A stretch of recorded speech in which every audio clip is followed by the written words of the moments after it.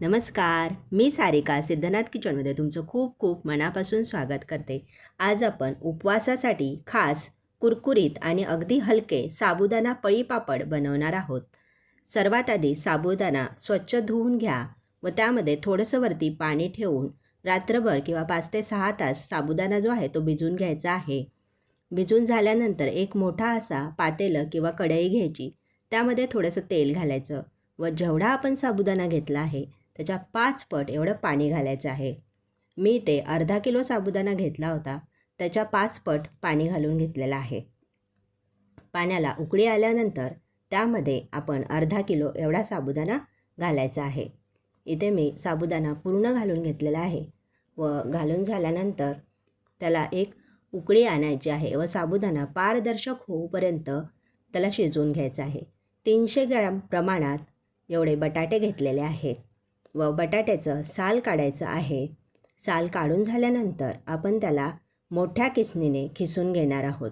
मोठ्या किसणीने खिसून घेतल्यामुळे आपला खीस जो आहे तो शिजवताना पाण्यामध्ये जास्त प्रमाणात विरघळत नाही. व्हिडिओत दाखवल्याप्रमाणे तुम्ही बटाट्याचा किस जो आहे तो काढून घ्यायचा आहे. बटाट्याचा किस काढून झाल्यानंतर आपण त्याला एका बाउलमध्ये घेऊन 2 ते 3 पाण्याने स्वच्छ धुवून घ्यायचं आहे. स्वच्छ धुवून झाल्यानंतर त्याला 10 मिनटं साईडला ठेवून द्यायचं आहे. साईडला ठेवल्यानंतर परत आपण 2 ते 3 लाल मिरच्या घ्यायच्या, त्यामध्ये थोडंसं मीठ घालायचं व बारीक अशा त्या मिरच्या ज्या आहेत त्या कुटून घ्यायच्या आहेत. कुटून घेतल्यानंतर आपण आता इथे मिरच्या ज्या आहेत त्या कुटून झालेल्या आहेत. बटाट्याचा किस घ्यायचा व उकळलेल्या साबुदाण्यामध्ये घालून घ्यायचा आहे. सर्व बटाट्याचा किस घालून झाल्यानंतर परत एकदा मिश्रण जे आहे ते हलवून घ्यायचं व मंद ते मध्यम आचेवर आपण हा जो बटाट्याचा किस आहे तो झाकण ठेवून शिजवून घ्यायचा आहे. 8 ते 10 मिनटं हा किस जो आहे तो शिजवून घ्या. शिजवून घेतल्यानंतर त्यामध्ये चवीनुसार मीठ, थोडंसं जिरं, 1 चमचा जिरं घालायचं, कुटलेल्या लाल मिरच्या घालायच्या व परत एकदा त्याला मंद आचेवर ढवळून घ्यायचं आहे व 8 ते 10 मिनटं शिजवून घ्यायचं आहे. जसजसं मिश्रण घट्ट होत जाईल तसतसं आपलं पापड बनवण्यासाठी मिश्रण जे आहे ते तयार होईल. बघा इथे मी झाकण ठेवलेलं आहे व आता 8 ते 10 मिनटानंतर आपलं मिश्रण जे आहे ते चांगलं तयार झालेलं आहे.